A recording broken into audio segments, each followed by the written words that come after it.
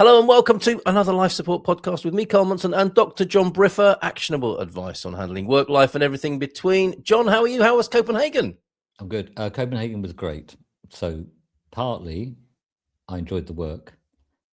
So I did a couple of sort of workshops for the client in a very odd, or let's put it, unusual venue, place called anyway, somewhere in kind of North Copenhagen, just by the water. But it's very odd. It's like shipping containers and stuff like that. But anyway, it's great. Client's very nice. And I met some people that had been on a previous program that I taught on, some leadership program, who were lovely, that came up and said, oh, you know, we spoke, I suggested something, you know, I did this and then that happened. And do you know what I mean? Nice to get, you know, that's what I say sometimes. I don't really want to rely too much on external validation, but when you get some, I always appreciate it. Anyway, so that, and then on the last night, so it's actually the night of that, I went out with an old friend of mine, and I have a rule, which is, maybe we can talk about this. I have a rule that if I'm working the next day, I don't drink any alcohol at all.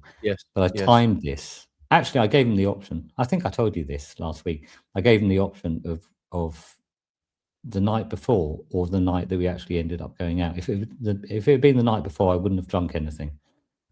I'll explain this in a moment. But because it was the night after I was actually presenting, we had quite a night of it. I'll just put it like that. He picked me up. He picked me up from a train station. We went back to his house. We started with some martinis, and then there was beer and some wine, I think, and then we ended with port because the restaurateur, Italian, I'm Danish feeling the guy. headache already. Actually, I'm feeling the headache already on that. Yeah. Well, we'll come back to that, and drinking rules more generally in relation to work, I think. I think or anything that if you want, where you want to do your best. Okay, so we'll come back to drinking this week. We're also talking about whether kids should have breakfast. I didn't. I remember as a teenager.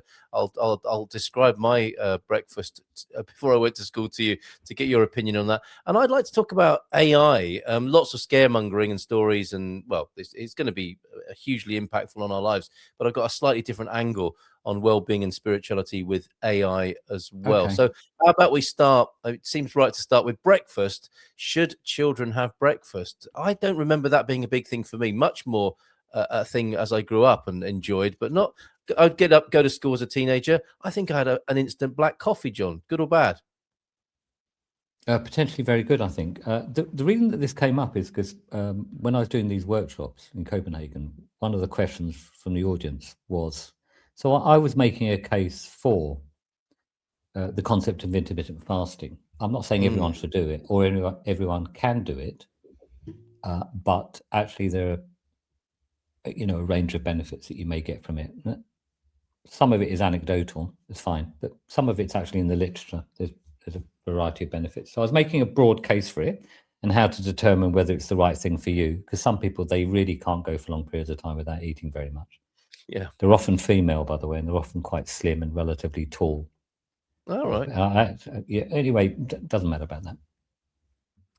But then a question from the audience was, what about kids? Which is a fair question. And obviously the traditional thought on this is that kids really do need to eat breakfast. And it's on the basis that, you know, if a child, you know, ate at, I don't know, 6:30 in the evening, and now it's 6:30 the next day, they've gone for 12 hours without food, and dinner is long gone, or tea, or whatever you want to call it, is long gone. Yeah. And the brain, it's only about, I don't know, 1.5% of our weight, but it uses something like 20% of the energy in the system at rest. And the idea is, therefore, if dinner is long gone and you don't fuel the brain, well, you're not going to be able to think. Yeah. Do you know what I mean? And kids need to think if they're going to go to school and learn stuff and whatever. It's the same for adults, but that's the general theme when we think about kids and breakfast. So they need to eat.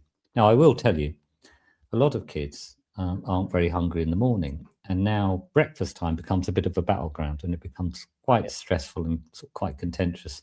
So the day starts off with this, I'm not hungry, you are going to eat something. So a bowl of porridge or some bacon and eggs or some Cheerios or whatever it is gets plonked in front of them.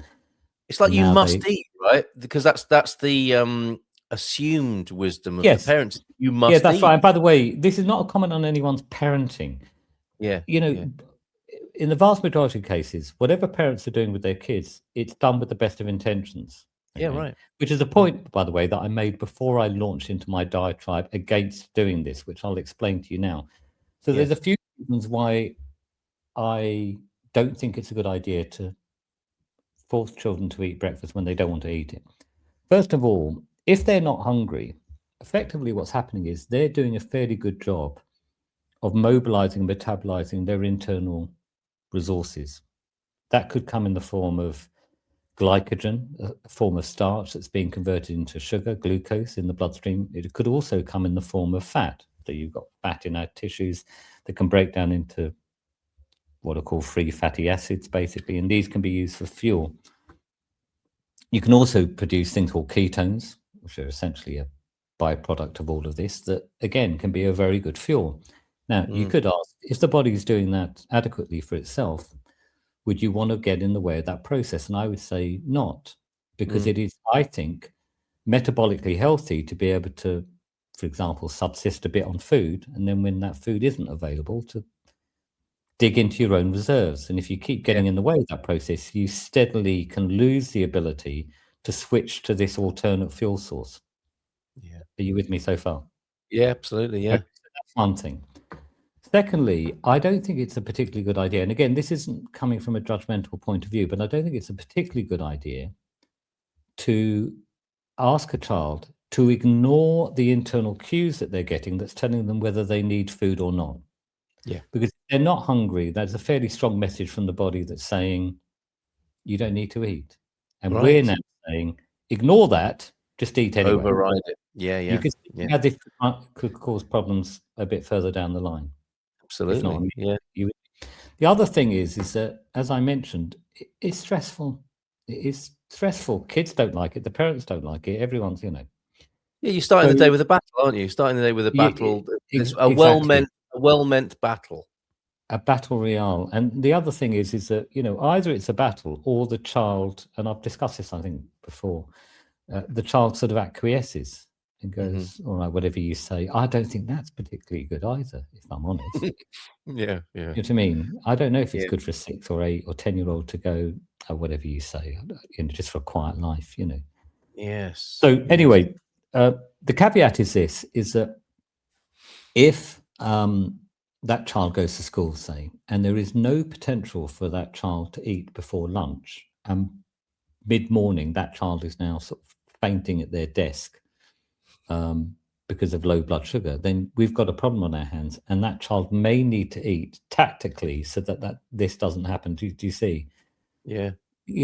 So for many years, Lily, my daughter, didn't eat breakfast. And in fact, on her first day at school, so she was 4.5 or something, I don't encourage her to lie, but I did say, Lily, if anyone asks if you've had breakfast at any point, just say yes. Just say yes. And my thinking was this, is that I don't want social services turning up there and going, what do you mean you don't give your child breakfast? What's going on here? Do you know what I mean? Well, it's a sad state of affairs that misinformation, because actually what's wonderful about this, you have the opportunity to teach your children to listen to their body, which is I think is a wonderful thing, and see how their whole holistic self responds to what's in front of them in terms of food. That's the teaching moment, isn't it, at breakfast time? And the ghost of Dr. Kellogg is in the room, who's told us, along with all these other marketing triumphs, that breakfast is the most important meal of the day, and basically you're abusive if you don't give your child breakfast, and that's what caused you to be in that predicament, right? That so even where I'm through telling my child to willfully lie in response to a very simple and potentially non-contentious question. Because social services work for Dr. Kellogg as well now, it turns out. Well, I don't want to get too conspiratorial, but I mean, I don't mean that literally, but you see my line of thought there. Yeah.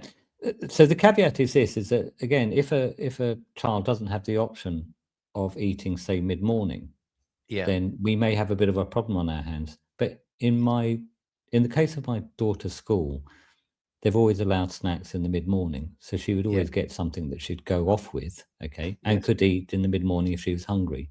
and What not is if she that? wasn't. What do you?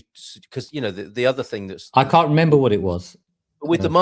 marketing, it's a sugary cereal bar, isn't it? Oh, That the kids cereal are having bars are before. Yes, absolutely. I mean that again is a marketing triumph rather than a It genuine. is. It's a bit like you don't really want to have breakfast. You don't really have the time for it. Eat this This will take your utterly mind off. This will processed take your bar of mind off shit. things Yeah, and yeah, everything yeah. else. This will take your mind somewhere else completely, at least for half an hour until you need another one.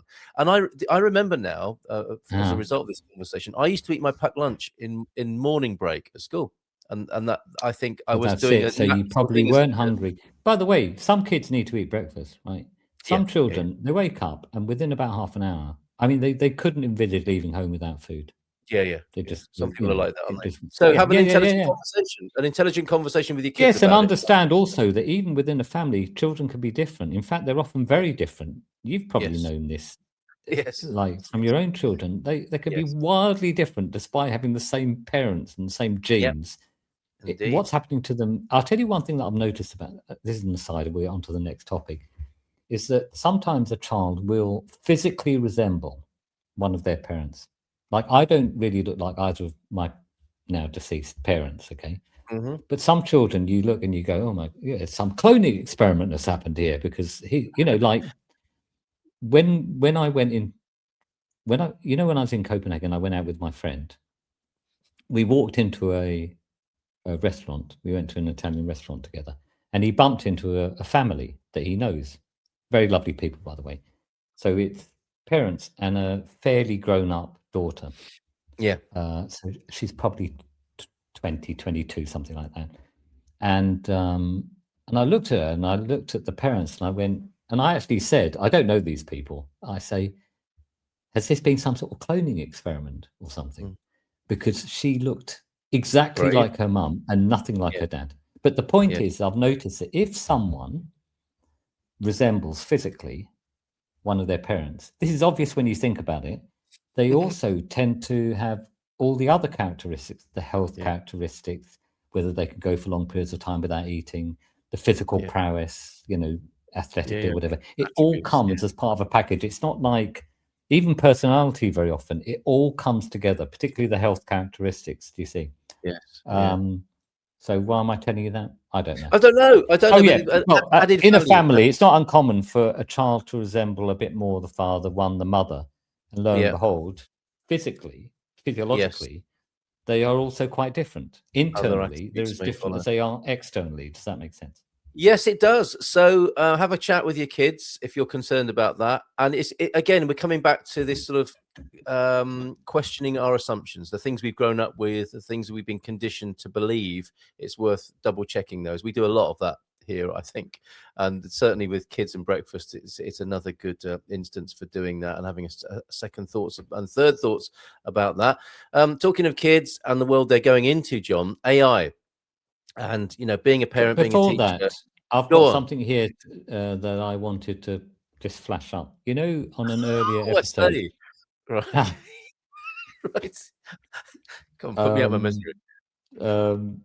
earlier on an earlier episode, or maybe a couple of times, we talked about fascia. This. Yes, it keeps coming up. Fascia Yeah, keeps yeah. coming up. Yeah. So It's a a thing friend of of the mine, moment. Annie. So a friend of mine called Annie, who's been into fascia for years. So she's not like Johnny come lately like me, but she's been talking to me about it for years, and I've been studiously avoiding it. She recommended a particular fascia expert called A Robert Steep. fascist. A fascist. We can't call them that, though, can we? I That would be like so it. bad. That would be so Well, bad for their career. particularly because he's German, by the way. No, you Oh, can't. yes. Okay. Let's just go with fascia expert then. So Right. I found out that he's written this book called Right. Fascial Fitness. And Concentrate. so I bought it, as you can see. Yes. Okay, not the Kindle version, physical version. Right. Now, this is not in any way meant derogatory, in a derogatory way. But Robert Steep is, I think, German, and he comes at things from a very sort of German engineering angle. In other words, he's very detail oriented. He likes to talk about different forms of collagen, and receptors, and that's fine. And the first 2 chapters of this book go into that in excruciating detail. You just wanted you the might want pictures. to just flick. You might want to Right. get through that, or just Yes. ignore it, because actually, I think the exercises in here, which start, by the way, at page 131, are very useful. Okay, so once you get halfway through the book, after the Yeah. once you get through the Very disruptive. Dr. Robert Schleip, I think. Then it gets into the actual exercises, like, it starts with stuff like tennis ball under thing and some of the equipment you need and blah blah blah. Oh wow. Yeah. Anyway, I think it's very good. And if someone thinks, okay, I need an introduction to fascia, and particularly if people really like to understand, I like a bit of theory, but for me it was a bit heavy going. Okay. Yeah. Anyway, well, but I think I think it will keep coming up. Fascia will keep coming up. So this book, Fascial Fitness.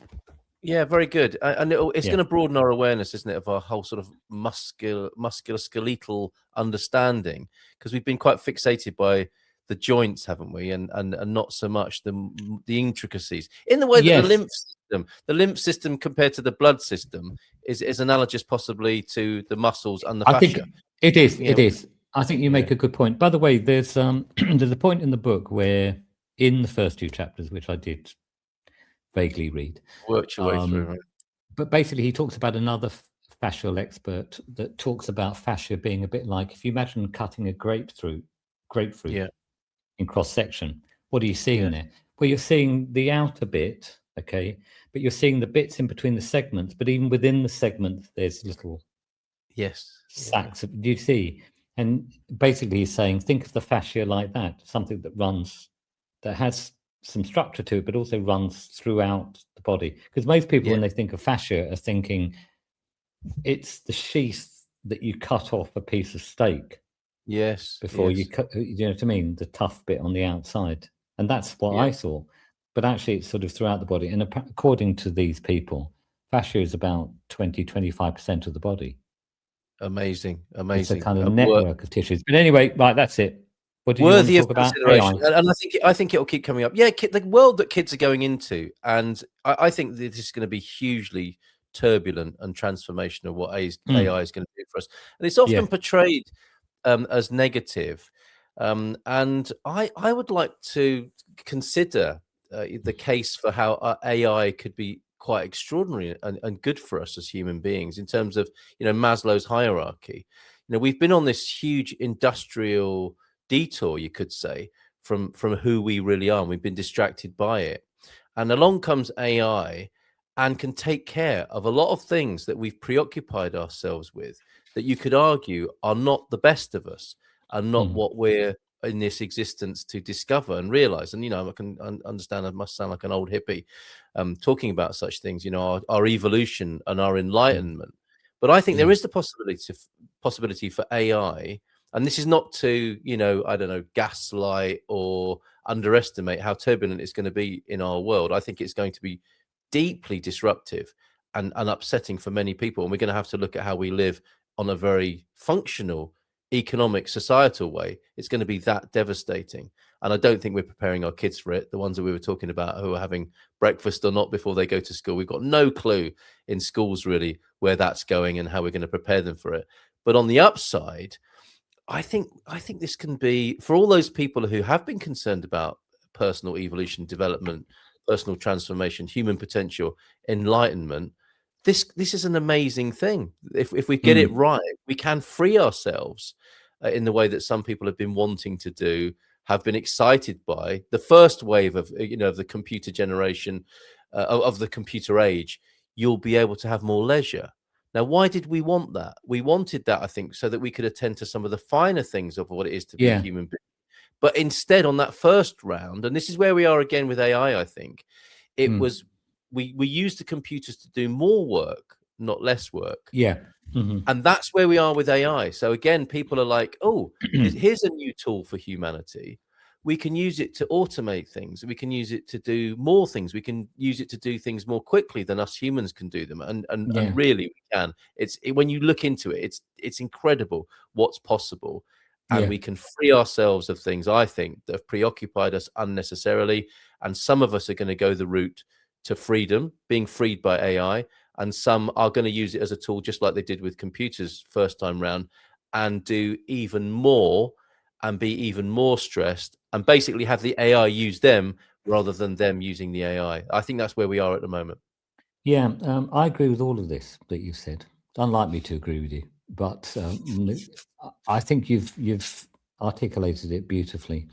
I think the challenge will be, particularly for people of our sort of generation and the millennials a bit, because like you're suggesting, in the industrial age and with corporate life generally, I think a lot of people have got a little bit detached from the essence of who they really are. Yeah. Now, obviously, when you're 6, you can't conceive of being a tax accountant or a lawyer, really. Do you know what I mean? But I think what happens to a lot of people, this isn't a judgment of them. I may have done it myself in my own career. You end up making a somewhat intellectual decision about, well, how am I going to spend my time and earn my money and keep a roof over my head? And so corporate life, as some form or another, it seems attractive, okay, but actually you may have been much happier being a gardener or an artist or whatever. Well, how about we could put it, can we, all the things people start to do again once they've retired from their corporate life? Those two things, for example. There is a large element of truth to that, I think. Yeah. Now, a few months ago, I was reading the work of someone called Brian. His surname is Romilly, but I forget how it's spelled. But I think it's some. Could you look him up? Maybe you're good at this sort of thing. Romilly. I think it's ROMELLE or ROMMELE. Brian Romilly, and Brian Romilly is he's on this area. Do you know what I mean? So he's written about it. He's got his own website, but he's on X, and basically he's talking about this transition and the disruption, and he's imploring people to detach a bit from their identity as a worker and what they do, and get more in touch with who are you actually, and what are your genuine sort of motivations. And he even recommends a series of books that help in this transition, essentially, which I think is super. Is that how it's spelled? Yeah, Brian Rommel, it would be. Yeah, and people are calling him Brian Romilly or Rommel, but Rommel by the sound of it, or Rommel. I don't know. I think he calls himself wrong. I might have that wrong, but anyway. So look, he won't be the only one. He's the person that I've come across, but he's making this really important point. This is a very important transition, and particularly for people like us who have been used to a different system and are now going to have to get with a completely different program, which means sort of return. Some children, maybe of, for example, some of your kids' age and my daughter's age, may not be affected by this because they're already in there. Well, AI is doing all of this. What are we actually going to do? What are we interested in doing? Yes. You know what? You're reminding me of something. When I was in Copenhagen, I went out with my friend Bjorn. So in the Italian restaurant, not only did we meet this nice family that I mentioned, but we also met the proprietor, who's half Italian, half Danish, a guy called Ricky. And we basically got locked in the restaurant with him. So everyone left, including all the staff. And it's now me, Bjorn, and him. Okay. And it's like 3 men in a boat.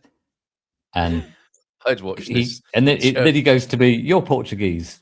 Let's get the port out. There's the vintage port." I'm not Portuguese, but it doesn't matter. The port's out, whatever. It's one of those evenings. And by the way, he's being very engaged and very perceptive. This sounds very patronizing. He's a very perceptive, thoughtful, emotionally intelligent man. So you can have a proper conversation. It's not about Italian football. Do you know what I mean? We're getting into it. Okay. And at one point, he's talking about how his wife, who said some lovely things about, which is always a good sign, Yeah. She works for a law company, and she's quite educated, which he likes. He's not educated, which he doesn't like, and he wants his kids to be educated. And he makes this point. Now, I'm not thinking AI. What I'm thinking, though, is broadly this, but this relates to this. He's saying, I want my kids to have an education and not end up like me. I'm thinking, what do you mean, not like you? Right? Yeah. You work for yourself. You love what you do. You're very good at what you do. Because the reason that we're in this restaurant is not to do with the veal in a mushroom sauce or whatever we add. It's not to do with that. The reason that we're there, in fact, Bjorn said to me, I was thinking of taking you to quite a posh restaurant. And then I thought, no, let's go to Ricky's. Because the reason we're in Ricky's is not because of the food, it's because of Ricky fundamentally and the atmosphere that he creates there. Do you see? You know, that takes a certain gift. Let me just put it that way to do that. So he's got that. He's always worked for himself. Okay. He's never really been employed. So he's completely free of all of this. Okay. He makes his own decisions, who he works with, whatever. And he's denigrating that because I don't think he's seeing the gift in it and his perception and his emotional intelligence. Because at some point he's become convinced that the key thing is education. And as AI has more and more influence in our lives, my belief is education is having less and less importance in our lives, not more, less. Okay. Because it's going to free people up not to need to be educated to have a good life, because all of the stuff you need in education for, the tax accountancy and the law, quite a lot of medicine, by the way, is going to be taken care of. Yeah. Do you see? Yeah. And it depends what we mean by education, doesn't it? Because it's become to mean something else. It means getting you information. Know what he meant. I know you know what he means by education. Yes, I do. Oh, absolutely, absolutely. And I understand what's happened to us as human beings, that we have turned education into information and kind of professionalized it. You know, we've made walls, haven't we, around it for professionals, and that helped people to survive and put a roof over their heads and all these sorts of things, which were real concerns. But we have a chance now. We have an opportunity to do something differently, and it's going to be a really hard habit to break. There's no question about that. And funnily enough, you know, it's like in the way that, you know, do you give kids breakfast before they go to school? How are we going to educate them? Not just what are they going to eat before they go to school, but what are they going to eat in terms of information, and what are they going to find out about themselves is going to be hugely important and back on the table for discussion. I'll tell you what I think it will come down to. I think it will come down to the sort of thing I imagined you did with your kids, which is lighting fires in the woods. I think it will come down. Just a vision I have in my head for some reason. Steiner parents. What I imagine will happen is it will come down to experience. Rather than education in that sort of more academic sense. It'll be about absolutely resilience and real life skill.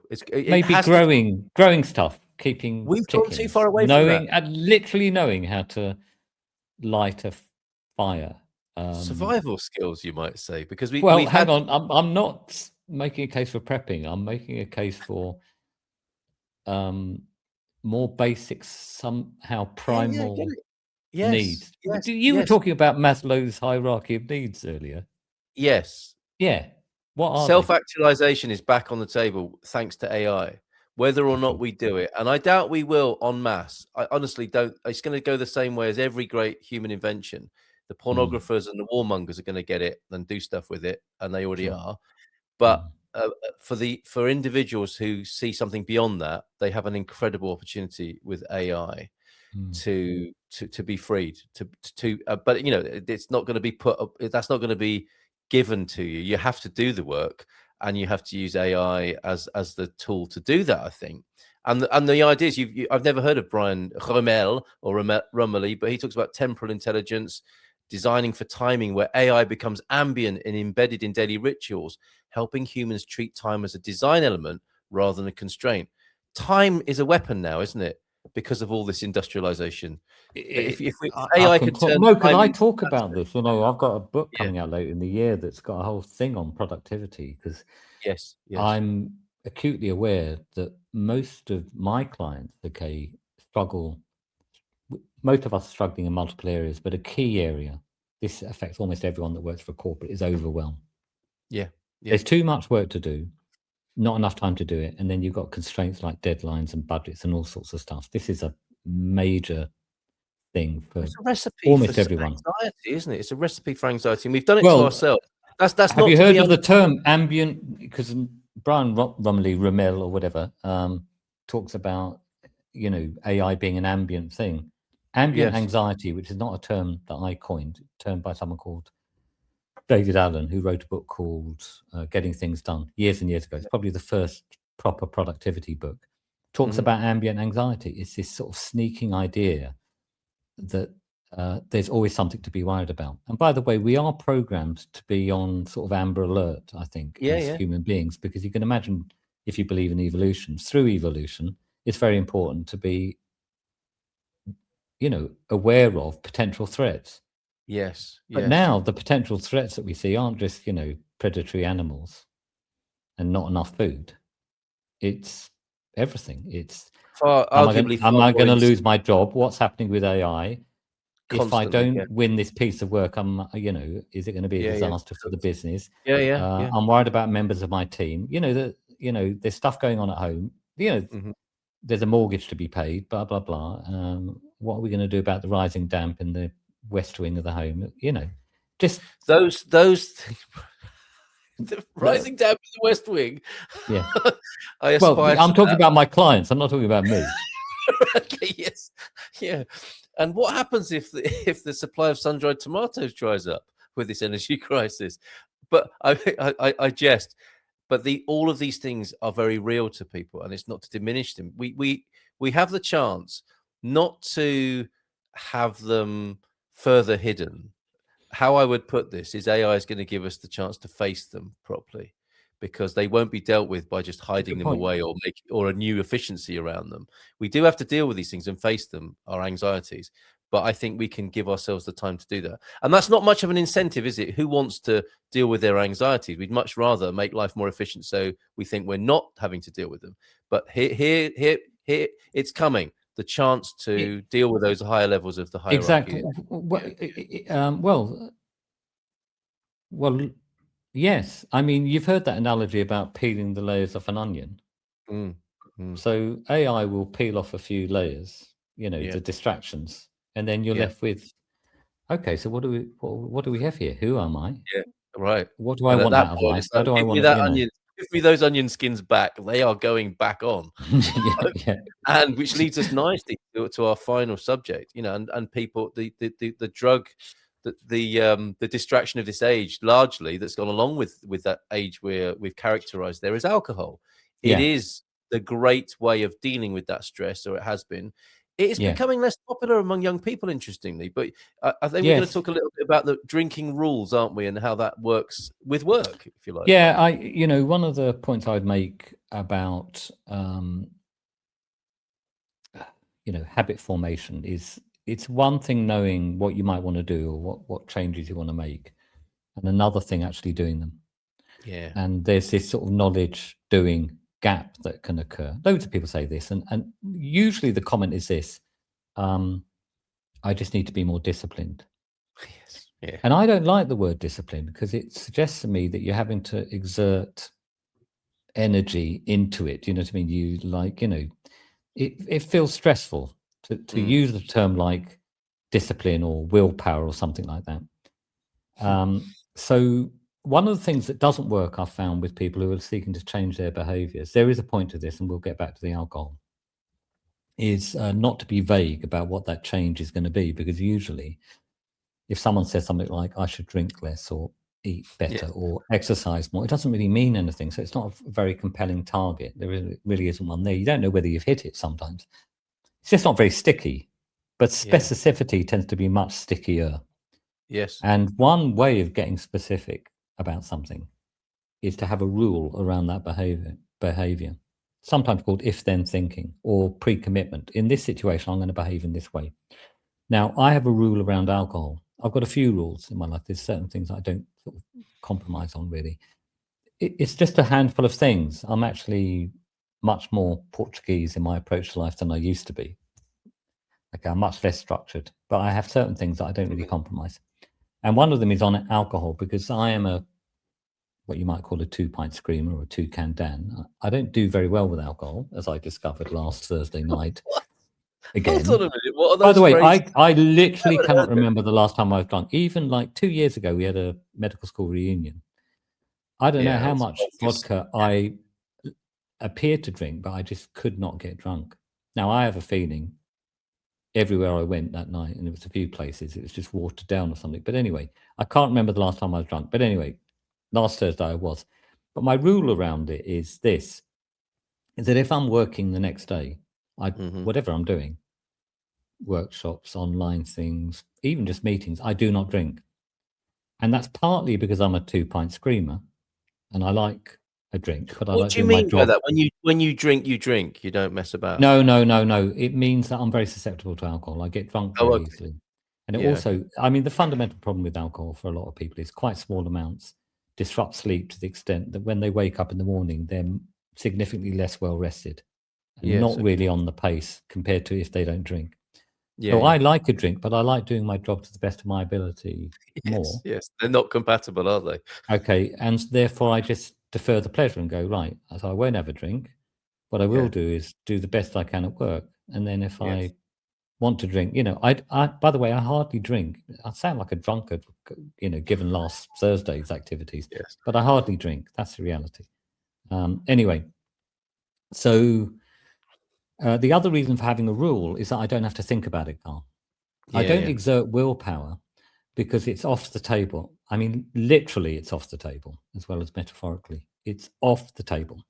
Are you with me? I get it. Yeah. So whatever the situation, it doesn't matter how free flowing. It doesn't matter whether I'm with Bjorn or another friend or whatever. I'm just not drinking. Yes. Yeah. And therefore, I don't wrestle with it. So I don't have to exert any willpower. It's like saying, oh, you're in a public environment with some of your clients. Here's a crack pipe. Would you like to take a couple of? It's just not going to happen. It's and you're like this with the chocolate biscuits, I recall as well. This is another way of managing nibbles, isn't it? And exactly right. Yeah. So anyway, that's the fundamental point. If you have a rule around the behaviour, in this case, it's me and I'm not suggesting this rule for anyone else. Everyone has to find their own rules around whatever behaviours they're trying to establish. Anyway, the point is this, okay? The night before, when I was working in Copenhagen last week, I didn't drink, okay? But my decision not to drink that night before wasn't made on that night. Mm-hmm. It was made. It was never going to happen. Rule, it was never going to happen, right? Yeah. Which is literally, it's 15, 20 years ago that I made this rule. Did you? Right, okay. Yeah. So that's what makes it easy. Yeah. The rule. Yeah. Some structure around the behavior. It's what some people would call a non-negotiable. And also the distinction between the discipline and the rule is that you have created your rule for yourself rather than wrestling with some sort of parental or archetypal thing that's like an epic battle in your heart and mind. You've made it for yourself for your own benefit. But which I can see clear. That's exactly right. And when I put this idea out to people, right, I think I've met one person. This is out of thousands of people that said, "No, I don't do rules." Yeah. And he said something like, "I don't do rules. I'm a directional person. I don't." Well, that's a rule, isn't it? That is a rule. I don't know.